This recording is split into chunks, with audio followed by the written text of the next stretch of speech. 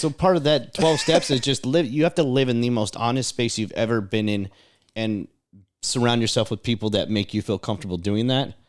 And that'll change everything. Well, and let's get into step number two, and that's how. HOW, which is honesty, open-minded, and willing. Honesty, I could be honest with other people a lot, but I can never be honest with myself. I've been lying to other people and myself mainly for so long. I didn't know what the truth was. I had no idea who my authentic self was. Survival mode at that point. Yep. And everything you're doing is your brain is designed to survive.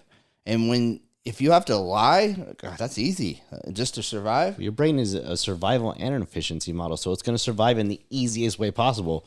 And when just flat out lying about everything seems pretty easy to you, that's what you end up doing. And it gets you what you want. Yeah. Most of the time.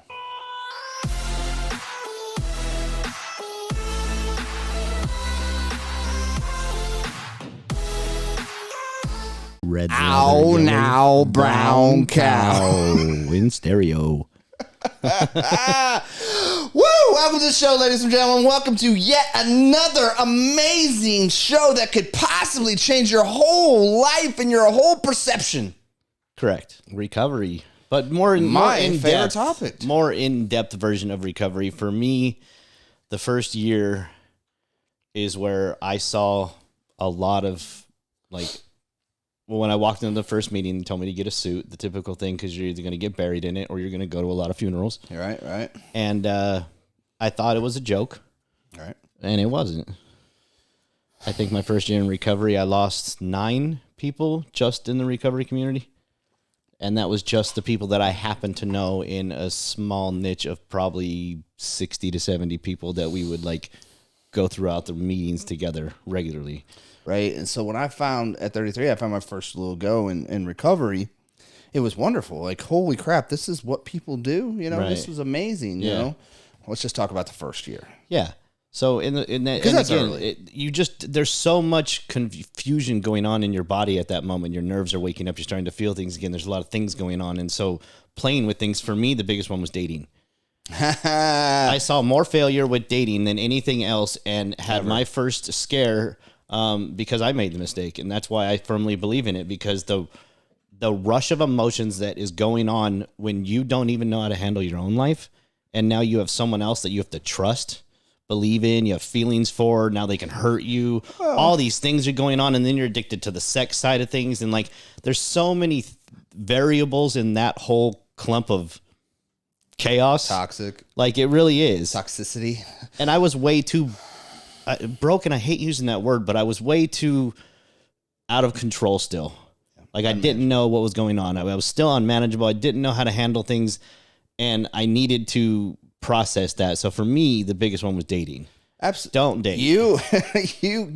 All right. So I have yet to see where it says this in our book, but it is highly recommended that you don't date for a year at least, right? And some sponsors will tell you 2 years. Yep.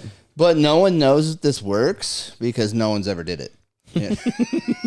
It could possibly work just fine, but no one's ever did it. Ever in the history of mankind. Love is a powerful emotion. Well, here's the... And you don't even know if you're in love, if you're in lust, or you're just codependent. There's so many things that are wrong with this recipe. Well, here's the thing. If you've spent any significant amount of time in addiction, you have done things and you have got yourself in situations and you have maybe been completely traumatized. It's just a really bad environment, the addiction world, for everyone, but you have put yourself through so much trauma in those times. And then, we use the drugs, which compounds us needing and wanting and feeling like we have to use more and more and more, on top of the fact the addiction, the physical addictions, and then, it's just everything gets really out of just chaos before we know it, right? There's a strict lack of balance in that whole situation. and you're in toxic relationships because you don't love yourself. You have no self-worth. You have all these other underlying core issues, which is the real nature of disease. It's the disease of addiction. The disease of addiction has zero to do with the actual drug or the alcohol that we're consuming. It's that underlying stuff that we're using the alcohol and the drugs to make us feel better. Yep. So the drugs are just a symptom of our actual problem. And then all of a sudden, we take drugs or alcohol out of our life, whether for whatever reason. Maybe we went to jail, court said, judge said, mom said, whoever said, we got to take drugs and alcohol out of our life. And now the only thing that we got left is the actual disease of addiction, the inside stuff, the spiritual malady, the mental illness, the self-worth problems, the not loving myself. I don't know how to love myself. I don't know how boundaries. I don't know this. Oh, she smiled at me. Oh, right. Oh, right. I don't even care about anything else now. She smiled at me. She made me feel better. And that's really all I need is somebody to make me feel better. Cause I feel like crap. Sorry. I couldn't even find a replacement word. We make excuses for things. So if you're broken too, then you feel like somebody understands you because they've experienced something similar. Make me feel good, right? And so you guys can get lost in that without any judgment. Like I can't date what do we call a normie because they're gonna see me differently. Well, they're gonna look down on me. What's a normie gonna want to do with somebody who's got 30 days sober, living in a sober living, no job, no bank account, credit scores at 200? Right. I mean. Right. So they and that's my self-worth is like I'm a bad person because I've done bad things, and wait a minute, she has too, and she doesn't think I'm a bad person, and she smiled at me. I'm in love. Build a house on a sandy foundation. I'm in love. Yeah. And that's the difference because if you take that stuff away from us, the only thing we have left is ultimately sex. And the dangers of having sex in early recovery is like there's going to be feelings caught, and somebody's, because we're both broken, we're both got no boundaries, we both haven't worked on the underlying core issues as reasons why we do things, so we're going to latch onto something that makes us feel better, and that usually 99.9% of the time ends up being just a toxic mess. Let's just be honest, sex is a drug in itself. The physiological response to sex is the same, is very similar to getting high. Yeah. So that's why we become so addicted to it. Sex is an addiction. I know people that have suffered from it. Like that is what they need to feel.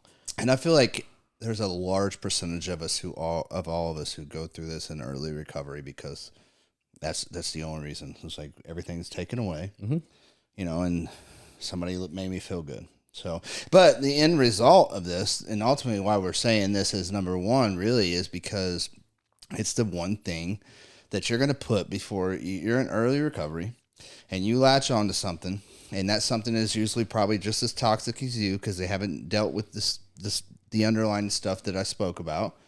And the next thing you know, that person's going to start smiling at the other guy at the meeting, and that's going to break us apart. And next thing you know, we're going to fight, and it's going to go bad. And the first thing we're going to do is pick up because we all of a sudden latched onto that one. And now that became my higher power. And that became my program. And I slacked off from going to meetings and working with my sponsor and doing service work and doing all the stuff that I was doing for the last 30, 60, 90 days to keep me sober. Now I'm focused on this, and all this got pushed to the wayside. So now when this leaves me or breaks up with me or cheats or steals my wallet or steals my car, whatever, right? When that's done, and now, oh God, I feel so bad. And in my subconscious, I know how to fix it. Nothing like a Jack and a Coke make me feel better. You know what I'm saying? You know what I'm saying, Chris? A little Ajax won't clean up. Ajax? Jesus. Woo! On a whole different level of drugs. He did different drugs than I So did. what would be another don't? I think that they get the point in reality. In just to top it off, I am yet to see a successful relationship come out of a first year in recovery. I've seen one. I have seen one, and and trust me. Well, if I were a betting man, right, I have seen. I would definitely not play those odds. And those are bad, horrible. Because out of the odds. 40, and I don't even know the one you're speaking of, 40 to 1 are some pretty bad odds in my opinion. 40 to 1 for you, but it's 40 to 10,000 to me. That's what I mean. You know what I mean? So Not good odds. No. Number 2. Are the odds worth dying? Let's put it that way. Because that's ultimately, guys, that's what I think about. That's what I think about recovery, and that's what I think about my life today is it's do or die. Yep. It's do this and do it like I'm supposed to, do it like it's been keeping me going, and do it, or die. It's just the reality of it. It's it. Okay. Number So 2. what's another don't? Number 2. Number 2 is don't rush the program. Don't rush your life. Don't rush this. Like you have spent X amount of time, whether it be 5 years or 50 years in addiction. You're not going to be living in the solution and change your minds and change your behaviors in just 90 days. You don't rush it. You're not going to change it in 6 months. I got into that spiritual awakening. I read the whole book. I was like, let's go through the 12 steps. I want to sponsor someone. I got this whole thing figured out. He was only 27 days sober. Maybe. I was thinking more like 2 weeks. But so I get it, but there's a process to it. Now, there's also a fine line of don't drag out the process. Oh God, yes, please. Trust your sponsor. The first thing, find a sponsor. If you don't have a connection with your sponsor, get another sponsor. If you don't have a connection, first off, most importantly, at least for me, I came into the rooms looking for a guy who was like me. Yeah. Looking for a guy who was tatted up, beat up, broken down, kind of talk like me, coming from the same area, had the same background. And I got me one of those once and it just didn't work out. We became friends. Yep. And then I literally got a sponsor that walked me through all 12 steps who was complete and polar opposite of me. And he's not talking about me. I was not ever my sponsor. No. But this dude drank for 5 years. He, dated the same woman since high school or maybe middle school. He was married. He drank for 5 years, and then he drank so bad that he eventually wanted to, stick his head in a noose, and it got that bad in 5 years, right? Yep. But the thing about this guy is he is very smart. He was in college. He was getting ready to finish his doctorate degree, I forget what he's going to become at this point. Very smart, knew the 12 steps, better than anybody I ever heard talk, but and knew all the book. But the thing about this dude was that he wore a button-up shirt, clean cut, nice haircut, just no tattoos. Right. But he had this presence on, like Brian said the other day. He said, if you set this dude on fire, he would calmly walk to the sink, Okay. turn on the water, and put it out. That's what I desire because I am wild at this point. Like you see me wild before. Like I'm just and gotta be loud, gotta be hey, how you doing? Just completely obnoxious, really, if you want to break it down. Well, yeah. So when we So talk this about guy was the sponsors, opposite. yeah. This guy was the opposite. He Yep. was like calm, cool, collect. You couldn't rattle him if you tried. He didn't. We talked about this in the show a couple shows ago when those people just got this exuberate this confidence. Yeah. And if you called, like I said, if you lit him on fire, he would just say, and not even phase him. I'll be right back. I want that. I'm gonna go put myself out real quick. Yeah, you know what I mean? Yeah. It's like I'm sorry you feel that way. But you make a good point. Like, don't find a sponsor that's just going to give you what you want. Okay, we're very manipulative. That's what we specialize in as addicts, is how to manipulate the situation. And so you will do that for your own sobriety. Like, I'm going to find someone that will tell me what I want to hear. And man, my first sponsor pissed me off so That's bad. what they're supposed to do. Oh man, I wanted to go back to California because in reality I was going to go do a little hustle so I'd come back with some more money. But I thought I had it under You had a good control. plan. Yeah, a good right? plan, yeah. So he was like, my brother wasn't going to let me go because he thought it was a bad idea. And then he was like, yeah, I agree. And I was like, what? Yeah. You're supposed to be on my side. I'm going to tell you this right now, guys. If your sponsor if you don't put your sponsor in your 4th step, he's probably not doing his job. You know what I mean? Like, he should be pissing you off. Yeah. He should be calling you out on your BS. That's most important. Because we come in and I don't know about you, Brian, but I was so full of crap. Yep. There you go, Chris. So full of it. Didn't even know it. And he was always like, he did it in such a manner though. But he would always call me out, like, man, what are you doing? Right. What are you up? What was that? Right. You said this at a meeting. That wasn't even true. Right. Like, ugh. Oh yeah. So find a sponsor that you can feel comfortable with, but isn't like you. And, and you'll know it when you meet him or her. Make sure he has some years, or he or she has Yeah. some years in recovery, and they've worked the program, and they've Yeah. walked other 3 people through the program, and he's a trustworthy guy or girl. Yeah. You know, it's very important. Absolutely. Number 3. Number 3 is, this is important for a lot of us because we spent so many years in recovery or in addiction, and most of us got to the point where we was pretty much doing it by ourselves. Yep. Isolation. Don't do anything alone. Even in recovery, this is the bad news is you can't do this by yourself. You can't. And the good news is you don't have to. Right? But when you get in early recovery and say you got to go home to your parents or your kids or a wedding or anniversary or something, like you don't want to do that by yourself. I took my sponsor to my brother's birthday party when I first got here. There you go. Because I knew there was going to be drinking and partying and people were going to be kind of letting loose. And so I invited him because I lived there. And so I was like, I kind of need you to show up if you're comfortable with that, or I need something else to do. So we hung out together and just lived in the space and got real comfortable with where we were at and just had a good time. But that was what it was. Like, you have to be willing to. This is where, like, they're going to look back at some of the other podcasts, and I encourage you to go find the one we talk about codependency, and they're like, that sounds kind of codependent. It's hot. No, There's a this big is a mess. difference. This is a mess. There's a big difference between needing someone because you literally need to get to the other side because it's life or death, and needing someone because you just need someone because you got personal problems that you're never going to not need someone. I don't need the same thing today, but in that moment, I needed support. I needed someone else. I needed accountability. I needed someone to call me on my BS. I needed to get out of my own way because I really felt like I had everything under control, right? I had survived up to 37 years. Who are you? My mom doesn't even tell me what to do anymore. Like, who are you to tell me what to do? I got this. And I realized real quick I was wrong. Yeah.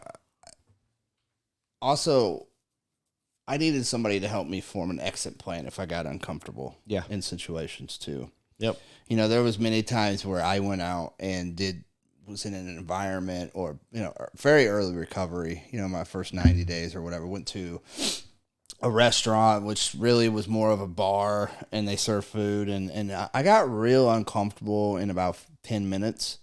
And it's because people were drinking, I don't know.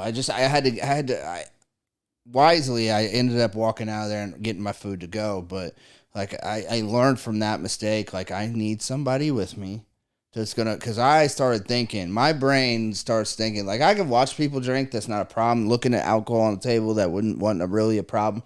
But when people started talking to me when they were drinking and they were like, and now they were it's having social. And they were having fun. And I'm just like, man, and I'm just sitting there and like. And then it turns into the uncomfortable, like, you want a drink? I'm going to get one. Yeah, and no, like, it was all that. Yeah. But then I started thinking, well, if I had a couple of drinks, this would feel a lot more comfortable. Right.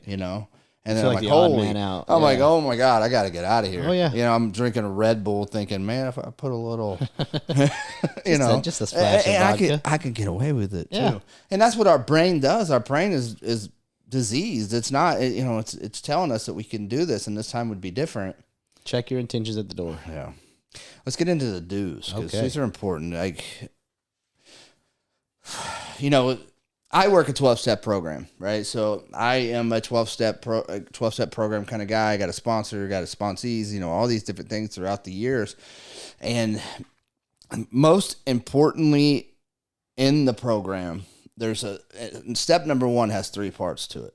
Trust God or your higher power, whoever your higher power is. Look, man, the thing about higher power is, and a lot of us struggle with it, only thing you need to know about your higher power is that it's not you.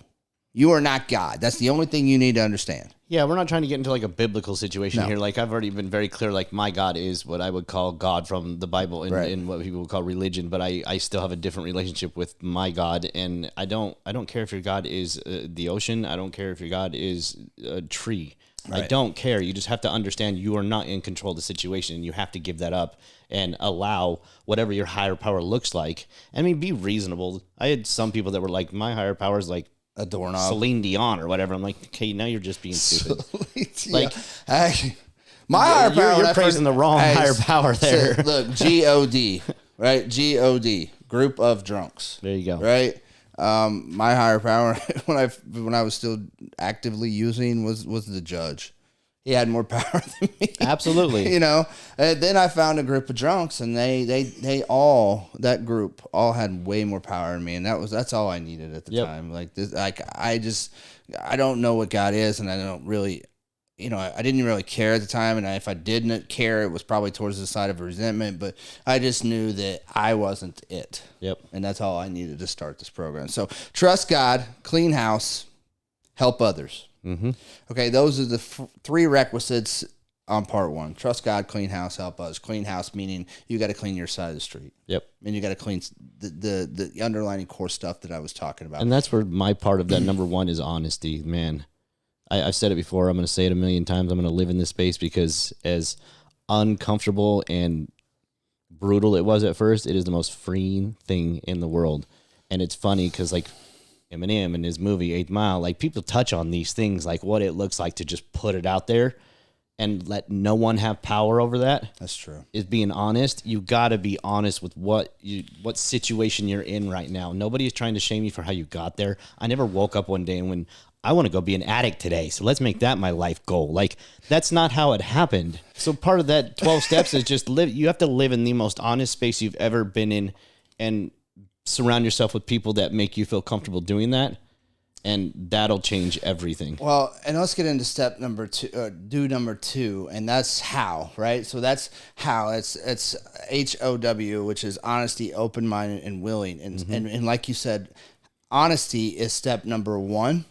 It's the first step. It's the most important step. It's being, because I could be honest with other people a lot, but I can never be honest with myself. I've been lying to other people and myself mainly for so long. I didn't know what the truth was. I didn't know who I was. I had no idea who my authentic self was. Right. You know, and when you live in such a, like, I feel like I had to lie about, you know, it's survival mode at that point. Yep. And everything you're doing is your brain is designed to survive. And if you have to lie, God, that's easy. Just to survive. Your brain is a survival and an efficiency model, so it's going to survive in the easiest way possible. And when just flat out lying about everything seems pretty easy to you, that's what you end up doing. And it gets you what you want. Yeah. Most of the time, right? So honesty, you got open-minded. So you got to be open-minded to be willing to, I'm sorry, I don't want to use that word. You got to be open-minded enough to say that what I'm doing in life is not working.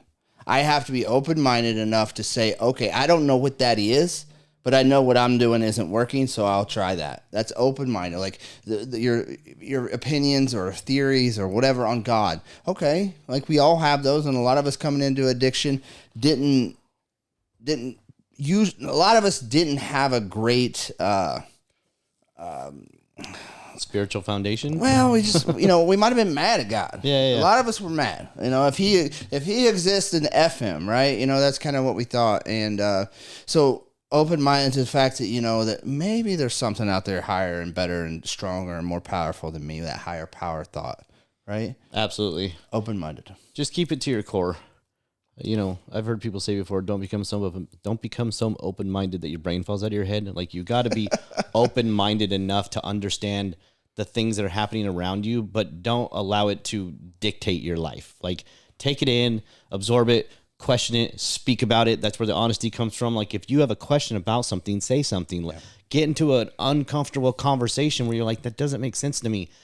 Explain it. Yeah. Not that this isn't about right or wrong. I just need a better explanation, because in my head right now, it's not making sense. And if I can't make sense of it, I need clear instructions. So right now the instructions are in Chinese and I need something more Japanese, like whatever that looks like, right? Have you ever seen Japanese writing? Oh my God. So the third part, there's a lot of parts to this dues, but the third part is the W, which is willingness. And that's complete and utter willingness to do whatever it takes to get you to wherever you want to be. Treat your sobriety like you treated your addiction. Because, man, I would do some crazy stuff to get dope. I mean, I would drive with half the wheels aired up and the other half completely flat and just cruising down the street. But I had my bifocals on so the cops wouldn't know that I was getting drugs at 3 a.m. in a hoopty.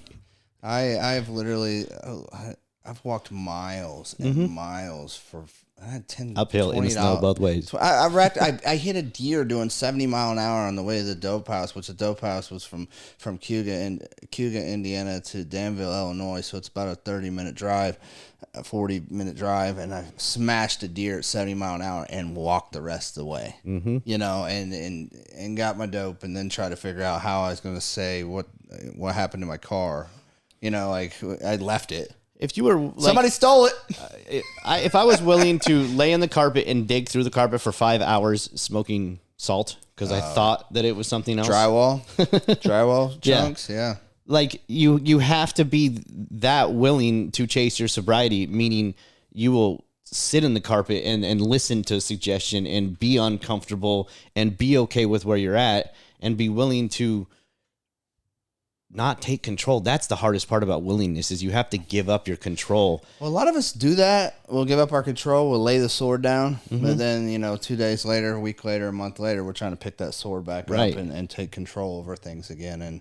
And that's you know, it's ego a lot. And then we just get so wrapped up in life and then we're trying to take control over again when really all we got to do sometimes is just sit back and breathe and allow it. Because that's one of the things, you know, Alcoholics Anonymous has taught me is the ability to just sit back and allow you to be wrong and not have to not be here and just like pushing you to tell you. Well, I used to tell people they were wrong.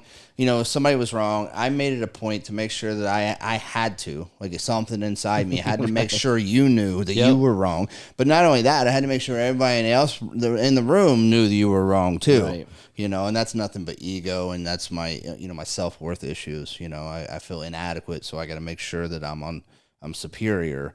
You know, and really, AA has taught me how to listen. AA has taught me how not to respond, how to respond properly, and not to respond, which is huge. 2 ears and one mouth for a reason. But Listen how? when you speak. Honesty, open-minded, and willing. And you know, number 3 on the do's is definitely, and this is important for a lot of people because, you know, a lot of people, you know, they talk about family and, you know, people, places, and things in early recovery have to be, it's a have to be changed. You know what I mean? You cannot hang out you cannot hang out with a bunch of negative parasitic people and expect not to be that way. Right. You cannot hang out in a barbershop and expect not to get a haircut. You know what I mean? Just the people that you show me your 5 friends and I will show you your future. That's Absolutely. The most powerful thing I've ever heard, and I've used it ever since. And I really, when I first heard it, you know, I heard it in a meeting, and of course I take defense to that because I'm a defensive kind of guy because I have no self-worth, right? Gotcha.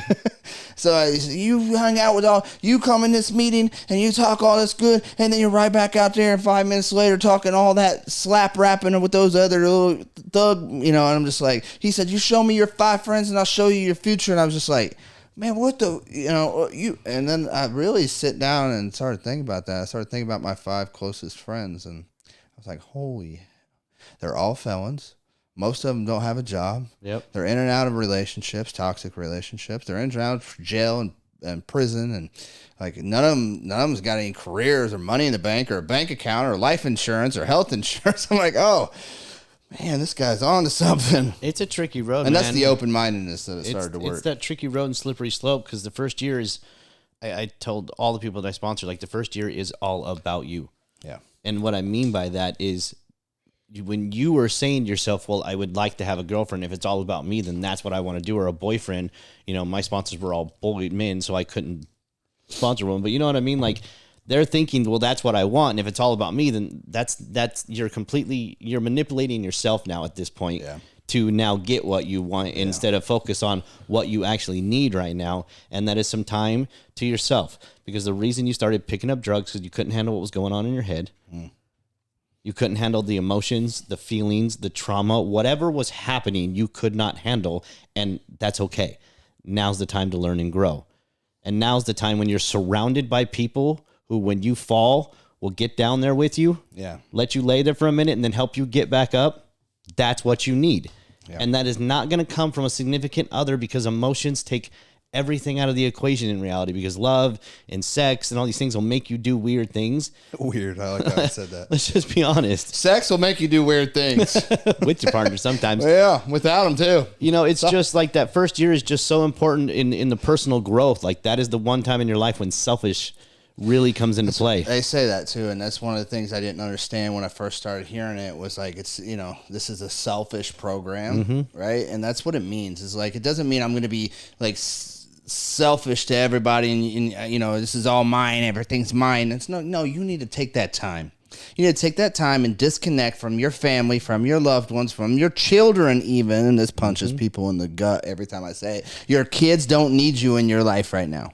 They haven't had you for 5 years. Right. They haven't had you for 10 years. Like, take some time so that when you do get them back in your life, one, you might keep them in your life. Two, you'll be healthy enough mentally, physically, emotionally enough to actually be a good, father, a good mother. Because that's something we hear all the time. I can't leave my kids. I can't leave my kids. I'm like, girl, you just overdosed in the bathroom when your kids were out playing and eating ramen noodles in the kitchen. Yeah, no, I think they're fine. I can't leave my family, or we got Christmas coming up next week.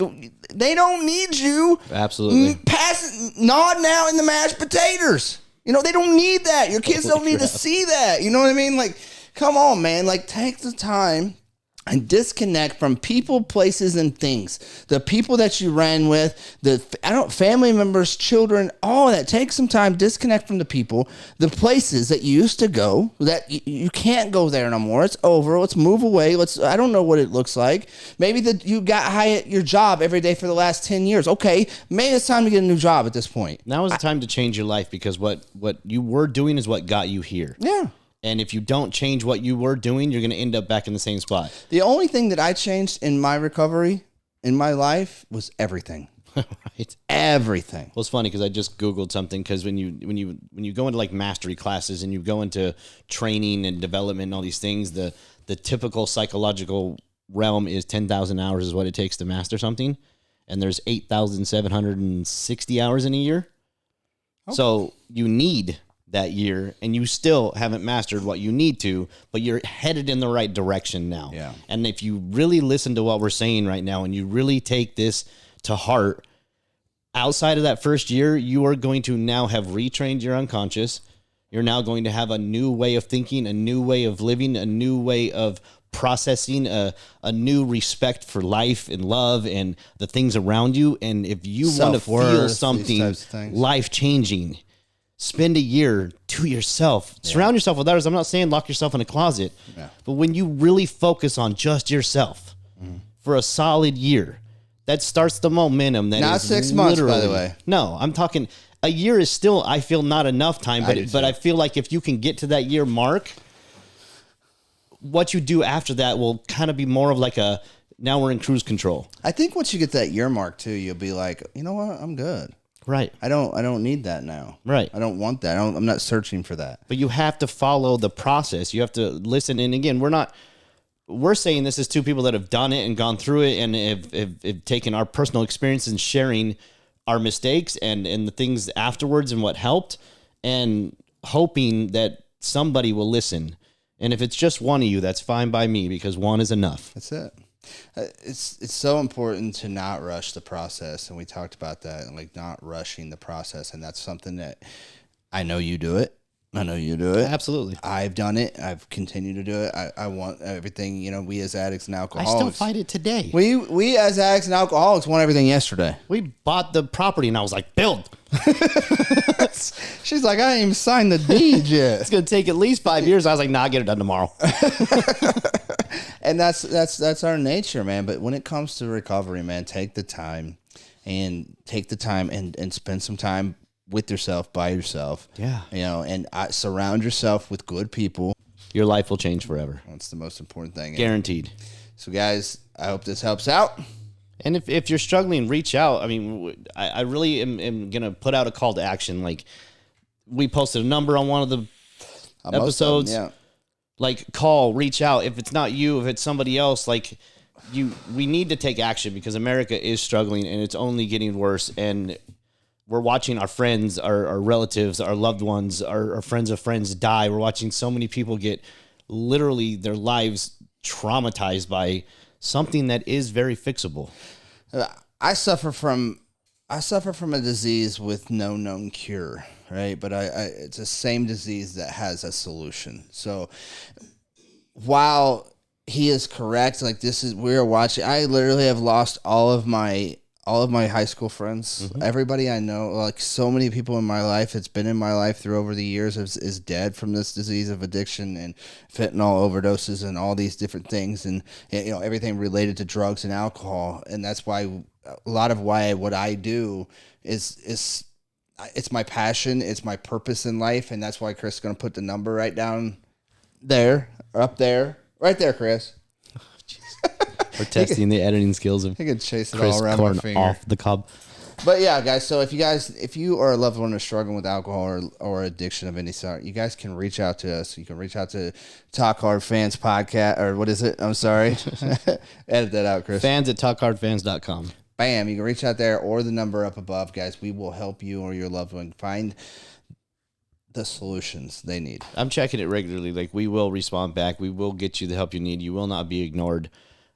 This comes from a genuine place in our heart. Like, we really want to start more of what is already going on with the movement and what Marty and his team have done and what the recovery community is really trying to do now, because it has become a more powerful movement than I've ever seen. Yeah. But we are barely scratching the surface. Yes, sir. And we need soldiers on the ground. Yes. So I need people to get out there and start talking and start making some moves, because we cannot do this alone. That's how we got into this, was not alone. And we need to keep going together, community. I love you, bro. I love you too. All right, guys. Like, if you know anybody may need to see this video, why don't you share this over to them right now? Absolutely. Like and subscribe. We love you guys. We'll see you next week.